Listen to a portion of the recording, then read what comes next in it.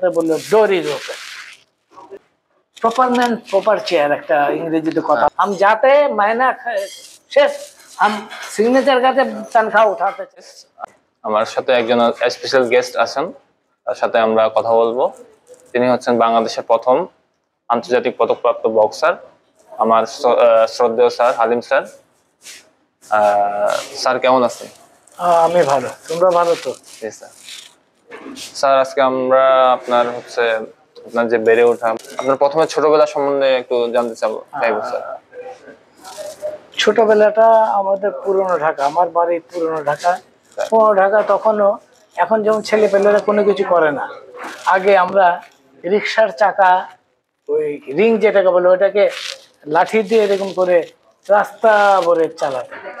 এরপর একটু বড় হলাম যখন, একটু ওই যে একটা বাঁকা করে রড দিয়ে ছোট চাকা এরকম করে এটা নিয়ে চালাতাম। এরপরে একটু যখন বড় হলাম তখন ডাঙ্গুলি খেলতাম, ডাঙ্গুটি খেলতাম এইভাবে। এরপর একটু বড় হলাম, ফুটবলে চলে গেলাম। তো আমি যখন ক্লাস 9-এ পড়ি, 68-এ, তখন বাবার কথা শুনেছি। আমার কথা যেমন আমার ছেলে শুনেছে, আমি বক্সার ছিলাম, দেখে নেই। আমি তোর বাবার কথা দেখিনি, তবে শুনেছি, মা বলেছে, উনি বলেছে যে ওই আখড়া বলতো আগের দিনে, আমরা যেমন জিম বলি ওই সময় বলতো আখড়া। তো উনি আসলাম ভুলু, ওরা যখন নাকি বাবা ইয়াং এজে ইন্ডিয়াতে কাটাইছে বিভিন্ন জায়গায়, তো ওনার ভুলু যে জায়গায় কুস্তি করতো, বাবা ওইখানে কুস্তি করতো। ওই মাপের ছিল না, বাট ওইখানে অনেক আছে না এরকম করে। তো আমাকে 68-এ বাবা বললো চল তোকে আখড়ায় নিয়ে যাই। আখড়া নিয়ে গেল, নিয়ে গিয়ে এখন যেখানে কুস্তি ওখানে নিয়ে গেল, বললো যে চল তুই কুস্তি কর। আবার আগের দিনের বাবার আবার মারতো ছেলে মেয়েদের, আমি মার খেয়েছি। তো আমি এক পা পিছনে গিয়ে বললাম যে আমি কুস্তি করব না। তাহলে তুই কি করবি? কারণ আমি আরেক পা পিছনে গিয়ে আমি বললাম যে বক্সিং। কি করলি? আমি বললাম বক্সিং। উনি রাগ করে বলে যে তুই বক্সিং কর। উনি চলে আসলো। উনি তখন পড়তে পারেনি, ওনার মাথায় কুস্তি, যেহেতু উনি কুস্তি করতো, তখন দিনটা চলতেছিল মোহাম্মদ আলীর। বক্সিং তখন যে করছেন, বক্সিং এর স্টেডিয়াম কি ওই আগের মোহাম্মদ আলী বক্সিং স্টেডিয়ামে ছিল? না না না না না, তখন ছিল কোচিং সেন্টার, যেটা এখন যেটা নাকি national sport training and coaching centre. তখন আব্দুল আলিম সাহেব, উনি ছিলেন হলো ডাইরেক্টর। তখন হল রুমটার মধ্যে আমাদেরকে ওই বক্সিং করতে দিত। আমরা জায়গায় তখন আমার কোচ হলো পিতৃতুল্য শ্রদ্ধেয় মতিন। উনি প্রথম আমার কোচ, প্রথম উনি কোচ এবং শেষ উনি কোচ। তো ওইখানে আমি করতাম। দেখা যেত 1 মাসের বেশি তখন ওই কেসগুলো চলতো না, খড়খড়া ছিল। তখন আলিম ভাইকে বললাম, আলিম ভাইয়েরও পুরনো ঢাকা কলতাবাজার বাড়ি, আমার ফরিদাবাদ বাড়ি গ্যান্ডারের দিকে। তখন আলিম ভাইকে ধরলাম যে আলিম ভাই আমাদের তো জুতোর থেকে না, বলি তাহলে কি করবা? আমি তাহলে সামনে আসি। কোচদের একটা রুম ছিল, ঢোকার সময় ডান দিকে দেখবো একটা রুম, লিফটের আগে ডান দিকে একটা রুম, ওই রুমটা আমাদেরকে দিল করার জন্য। তখন বক্সিং আরম্ভ করলাম, ওইখানে বক্সিং করতেছি। আপনার স্যার যে আমরা জানি স্যার 1977 সালে আপনি প্রথম একটা বক্সিং এর আন্তর্জাতিক মেডেল অর্জন করেন, বাংলাদেশের পক্ষে প্রথম এটা আন্তর্জাতিক মেডেল। ওইটা স্যার আপনি ওই গেম সম্বন্ধে যদি একটু কিছু বলতেন আমাদের। তো কোন জায়গায় হয়েছে? আমার একটা দৃঢ় প্রতিজ্ঞতা ছিল যে তখন কোনো খেলাতে কোনো কিছু করতে পারেনি। আর আমি প্রথম থেকে ফ্লাই ওয়েটে বক্সিং করতাম, 112। এখন যেমন কেজি, তখন হলো পাউন্ডে, 112 পাউন্ডে। আমি তখন 106, 107, 108-এ বক্সিং করতাম। এরপরে হঠাৎ একদিন দেখা গেল যে থাইল্যান্ডের 3rd কিংস কাপে, তখন রাজার শাসন ছিল, এখন তো রাজা নাই, 3rd কিংস কাপে আমাদের নিয়ে গেল। ওইখানে আমি বক্সিং করলাম ওই সিঙ্গাপুরের এক বক্সারের সাথে। তো তখন আমি 2-3টা ঘুষি দেই, ও দেখা যায় 5টা-6টা ঘুষি দেয়, 5টা-6টা ঘুষি দেয়। তা আমি সেভ করবো না মারবো, সেভ করবো না, এইভাবে করে আমি এই প্রথম জীবনে হারলাম, মনটা খুব খারাপ। কিংস কাপে তখন উগান্ডার ছেলেরা আসছিল তোমার 10 জন, ওরা 10টা গোল পেয়েছে। উগান্ডার 10টা ছেলে 10টা গোল পেয়েছে। তখন আমার মনে পড়লো যে উনি বলছিল যে গাই অ্যাটেনশন প্লিজ, আমাদের সবাই বললো I am your coach, I am the coach of Uganda. I am also your coach. If you need any kind of help regarding boxing, আবার বলে যে অন্য কিছু regarding boxing, do come in my room. My door is always open. তো সেদিন হেরে গেলাম, সেদিন খেতে পারলাম না। এর পরের দিন আমি দেখি সব ছেলে পেলেরা যারা হারছে সবাই লবিতে যাচ্ছে, ডিস্কোতে যাচ্ছে, এতে যাচ্ছে, ক্যাসিনোতে যাচ্ছে। আমি যাচ্ছি না, চুপচাপ। তখন লজ্জা, এখন যেমন লজ্জা তখন লজ্জা। যখন দেখলাম সবাই চলে গেছে, আমি আস্তে করে লিফট করে তার উপরে গেলাম। এই প্রথম দেখলাম, আমাদের দেশে তখন ছিল না রিডিং চশমা, নাকের মধ্যে এরকম করে নিয়ে উনি এরকম করে দেখতেছে। এই আমার লাইফে প্রথম দেখলাম 77-এ দেখলাম যে এরকম উনি পড়তেছে। তখন আমি বললাম, নক করে বললাম may I come in sir. উনি সাথে সাথে বললো ডোর ইজ ওপেন। উগান্ডার কোচ ডোর ইজ ওপেন। আমি বললাম যে এমনি তো আমার কাটা ঘায়নের সেটা। আমি বললাম আই এম এ বক্সার। উনি সাথে সাথে দেখে বলে you are boxing, you do wrestling. আমি no sir, I like boxing. You don't like wrestling or weight lifting? তখন আমি রাগ হয়ে বললাম যে I am the member of Bangladesh boxing team and I am the best boxer of Bangladesh. তখন আমি best boxer. Is it? আমাকে you go and talk with my coach. Is it? Which weight you are? এ আমার ভাগ্য খুলে গেল। আমি বললাম যে ফ্লাই ওয়েট। বলে নিশ, fly weight in front your boxer you will be here, in light fly you will be here, so you can beat. এই এসে আমি তখন মহিউদ্দিন হলো ফ্লাই ওয়েটে করে, লাইট ফ্লাইতে করে, আমি ফ্লাই ওয়েটে করি। তখন আমি এসে বললাম যে আমি লাইট ফ্লাইটে বক্সিং করি। এইভাবে তো তুমি জানো, তুমি বক্সিং করতে জানো, আমরা কমিয়ে কমিয়ে আনি।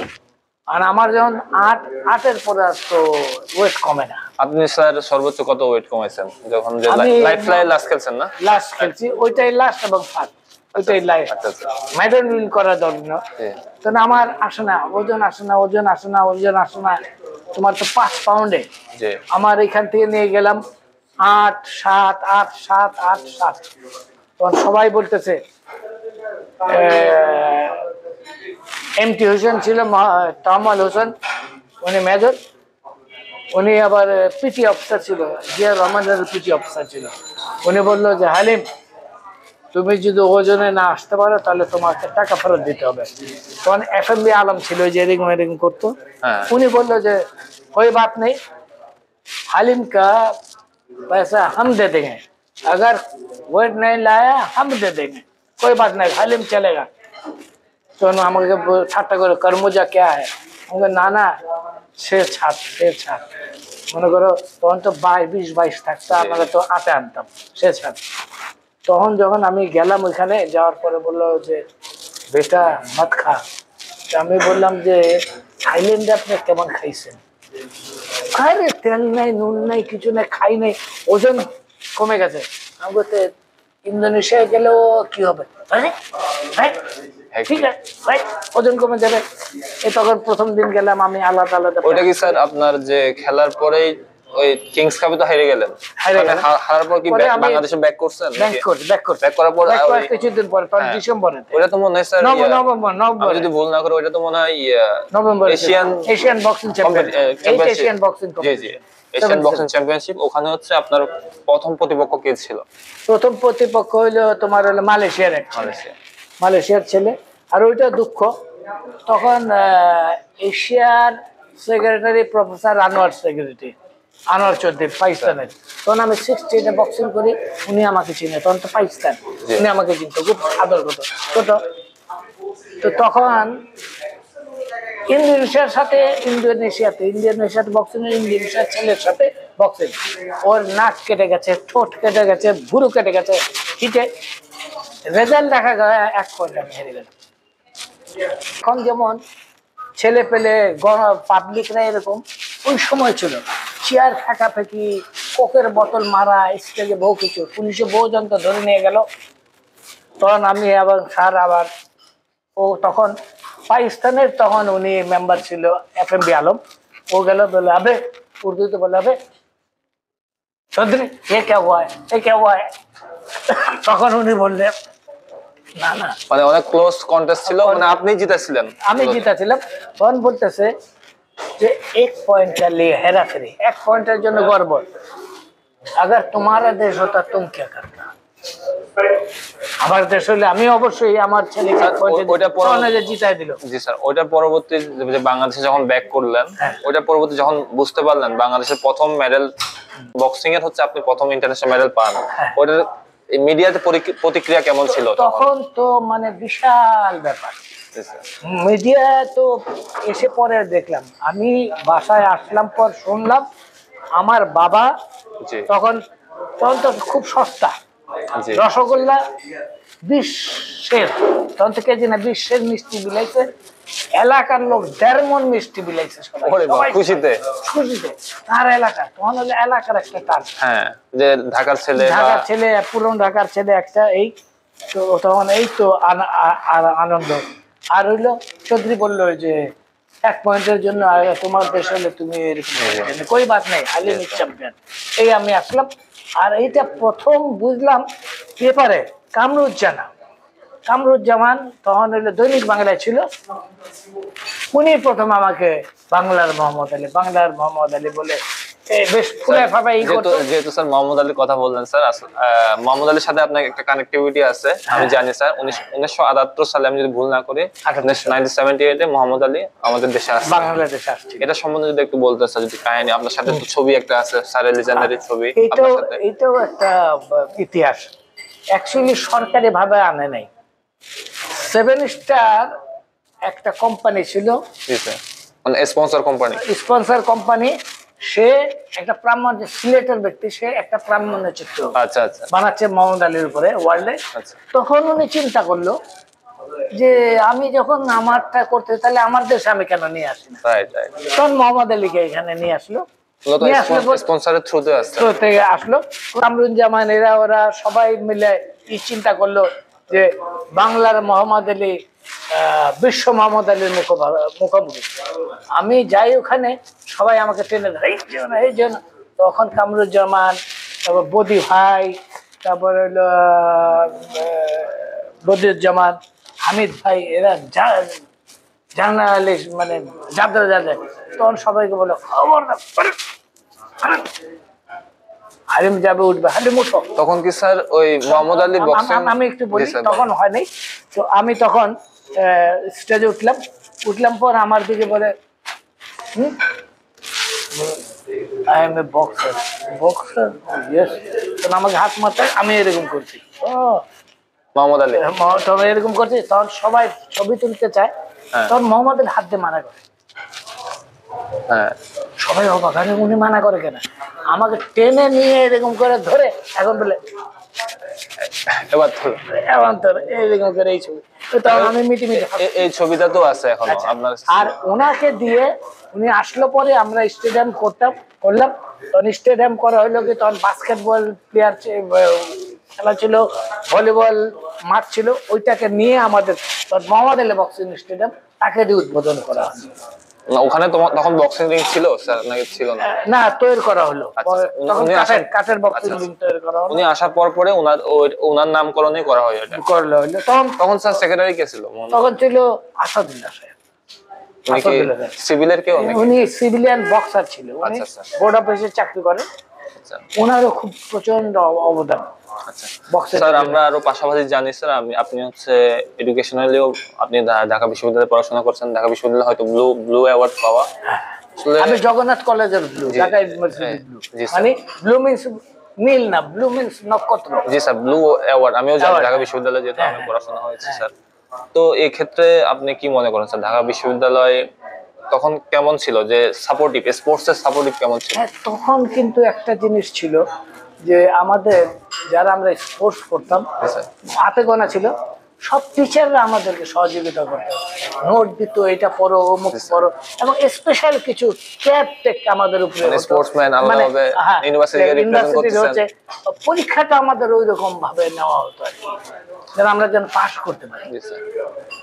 অতএব এখন আবার যে জিনিসটা নাই। না, এখন আবার কি মূলত এখন কিন্তু স্পোর্টস কোটা আছে, জানেন কি জানেন না? আমাদের সময় আপনার সময় তো sports ছিল quota না। আমার সময় কোনো এখন কিন্তু স্পোর্টস এর কোটা আছে, এবং ইভেন হচ্ছে আগে যে ঢাকা বিশ্ববিদ্যালয়ে পরীক্ষা দিতে হয় স্পোর্টসম্যান, এখন কিন্তু মনে হয় পরীক্ষা দেওয়া লাগে না। যারা ইন্টারন্যাশনাল প্লেয়ার ওদের জন্য আলাদাভাবে একটা কোটা। আপনি কি মনে করেন আমাদের যে স্পোর্টসম্যানের যে পর্যাপ্ত সুযোগ সুবিধা বা পর্যাপ্ত যে অনারিয়াম কি বাংলাদেশ সরকার দিচ্ছে, নাকি আরো আমাদের পাওয়া উচিত বলে না, মনে করেন? আসলে ওই যে প্রবাদ বাক্য আছে যে ঘরের খেয়ে বয়ানের মহিষ তাড়ানো।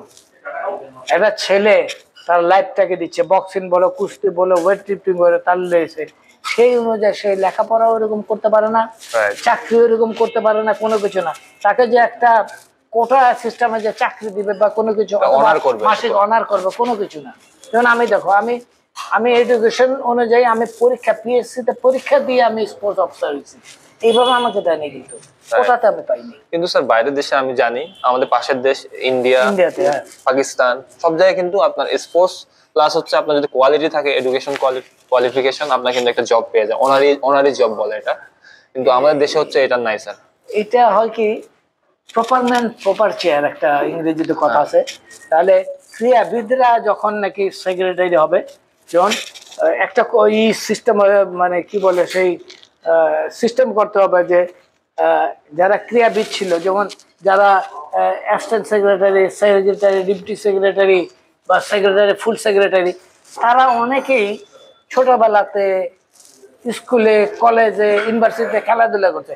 তাদের দিয়ে যদি একটা মিনিস্ট্রি করা হয়, স্পোর্টস মিনিস্ট্রি, তখন তারা ফিল করবে, মাই তার সন্তানের জন্য ফিল করে। যেহেতু তারা না, হয়তো একটা দেখা গেল যে উনি ছিল পুলিশের কোনো জায়গায় ছিল, অথবা কোনো পিডাব্লিউডিতে ছিল, অথবা কোনো জায়গায় ছিল, তাকে ধরে এনে স্পোর্টস মিনিস্ট্রি দেওয়া হয়। উনি কোন রকম চাকরি করে উনি চলে যান, মানে স্পোর্টসের কথা চিন্তা করেন আমাদের না। থাকতে হবে, আপনি বলতে চাচ্ছেন যে স্পোর্টস ব্যাকগ্রাউন্ডে, Right. স্পোর্টস ব্যাকগ্রাউন্ডে যে থাকবে অবশ্যই স্পোর্টসম্যানের ভালো খারাপ সবকিছু বুঝতে পারবে। Definitely. সব জায়গায় এমনই, স্পোর্টসম্যান হচ্ছে ওই গ্রহণযোগ্যতা থাকে এগুলো পোস্ট যেমন গুলোতে। শুধু তাই না, আবরার বলে একজন ছিল, ওকে পরে হত্যা করা হইলো ওই যে তালেবানরা পাকিস্তানে। আচ্ছা ও বললো, তোকে জার্মানিতে আমি ট্রেনিং করতে গেলাম, বক্সিং কোচের, আচ্ছা, বক্সার ছিল। বক্সার ছিল, জি 3বার অলিম্পিকে ও অ্যাটেন্ড করছে। জি। ও সিতারে ইমতিয়াজ আর একটা ইমরান খান আছিল, দুজনই ছিল। ও बोलो যে अरे यार हम तो डायरेक्टर है स्पोर्ट्स का।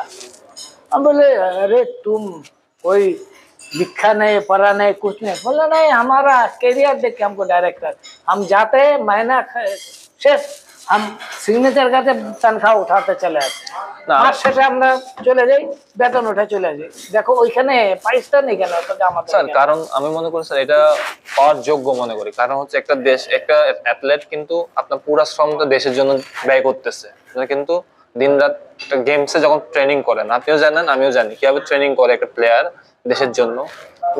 একসাথে কিন্তু এডুকেশনালি একবার যে হাই লেভেলে যাবে এরকমও না। আমি বলি তোমাকে, আমার প্রত্যেকদিন আমি সকালবেলা উঠে 5টার দিকে উঠে হাত মুখ ধুয়ে নামাজ রোজা করে মাঠে চলে যেতাম। যেদিন আমি স্পারিং করতাম, স্পারিং আমার কোচ আমাকে দিয়ে কত রাউন্ড যে করাতো, এক একজনের সাথে 3 রাউন্ড করে করাতে করতে 7 জন 8 জন 9 জন 10 জনের সাথে করতাম, তাহলে 10 জনের সাথে 30 রাউন্ড হতো স্যার স্পারিং করতাম। তখন যেদিন স্পারিং করতাম সেদিন দেখা গেল মাকে বলতাম আজকে ডাক দিও, উঠে দেখি যে সূর্য উঠে গেছে, 7:30 বাজে। মার সাথে রাগারাগি করলাম, মা বলতো যে তোকে তো আমি ডাকলাম, তুই উঠে বসলি, বলছি যে উঠছি, তখন আমি শুয়ে পড়ছি। এইরকম বক্সিং। স্যার আমার একটা কোয়েশ্চেন ছিল, তারপর হচ্ছে যেহেতু অলিম্পিকের কথা বলছেন, আসলে বাংলাদেশের অলিম্পিকের প্রেক্ষাপটটা কি? কারণ হচ্ছে বাংলাদেশের ইতিহাসে এখন পর্যন্ত অলিম্পিকে কোনো মেডেল নেই। স্বাধীনতার পরবর্তী থেকে কিন্তু বাংলাদেশ অলিম্পিকে অংশগ্রহণ করে। কেন বাংলাদেশের এখনো অলিম্পিক, বা প্রথমে বক্সিং দিয়ে শুরু করি, বক্সিং এ কেন হচ্ছে অলিম্পিক মেডেল নাই, বা কি করতে হবে? প্লাস হচ্ছে এই আমাদের পুরো বক্সিং না, আদার্স ডিসিপ্লিন কেন মেডেল আনতে পারতেছে না? বা আশানুরূপ কেন ফল দিতে পারতেছে না? এর আগে আমি বহু জায়গায় কথা বলেছি, তারা মনে করে আমি বক্সিং করতাম বলে বক্সিং এ করতাম বলি না। আমাদের মতো একটা ডেভেলপিং কান্ট্রি আর কি, আমরা তো টাকা পয়সা ওরকম নেই। দলগত ইভেন্টে যেমন মনে করো তোমার যদি ভলিবল হয়, ভলিবলে খেলে 6 জন, টিম থাকে থাকে 10 জন 12 জন, তার মানে 6 জন খেলে আরো কতগুলি নেয়। কিন্তু সিঙ্গেল যেখানে ইন্ডিভিজুয়াল গেম, যেমন wrestling, weight lifting, boxing, gymnastics, single game যেগুলি, এইগুলির উপরে যদি আমাদের জোর দেয় তাহলে তখনই আমাদের এশিয়ার থেকে, অলিম্পিক থেকে আমাদের মেডেল পাওয়া সম্ভব, এছাড়া পাওয়া সম্ভব না। ঠিক, কিন্তু আমরা কি পৃষ্ঠপোষকতা ওভাবে পাচ্ছি যে যে ওরকম যে বক্সিং, যে অলিম্পিকের যে ফ্যাসিলিটিস দরকার বা স্পোর্টসম্যানদের যে এনভায়রনমেন্ট দরকার, ওরা এরকম কি আমাদের বাংলাদেশের অ্যাথলেটরা পাচ্ছে? এটা কি মনে করেন? এইটা যেমন একটা ছেলে হয়তো স্কুল লেভেল থেকে বক্সিং করতে, কলেজ লেভেলে চলে গেলেই বক্সিংটা ছেড়ে যায়, যখন সে পিক আপে চলে যায় তখন ছেড়ে যায়। কারণ হলো ও জানে ওকে ভালো মতো লেখাপড়া করে চাকরি করতে হবে, সংসার চালাতে, বিয়ে করতে হবে, বাপ মাকে দিতে হবে। কিন্তু ও যদি জানতো যে না আমি স্পোর্টস করতে যত ভালো করবো আমার ভালো একটা চাকরি হবে, তখন সে এটা হবে। কিন্তু যখন সে পিকে যাচ্ছে তখন সে ড্রপ আউট হয়ে যাচ্ছে।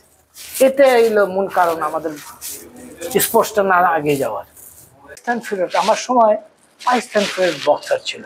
আপনার সময় কোন কোন ফাইটটা সবচেয়ে টাফেস্ট মনে হয়েছে? টাফেস্ট আমার 76-এ আর্মির সাথে বক্সিং। তখন সে করলো কি, আমাকে কাঁধের তল দিয়ে, আমার এই কানটা দিয়ে, আমার এই যে হাতের তল দিয়ে কাঁধ দিয়ে সে এরকম করে উঁচা করলে পর আমার এটা ডিসলোকেটেড হয়ে গেল, নড়ে গেল। প্রচন্ড ব্যথা, ব্যথায় দিচ্ছি ও দিচ্ছি, এ দিচ্ছি ও দিচ্ছি।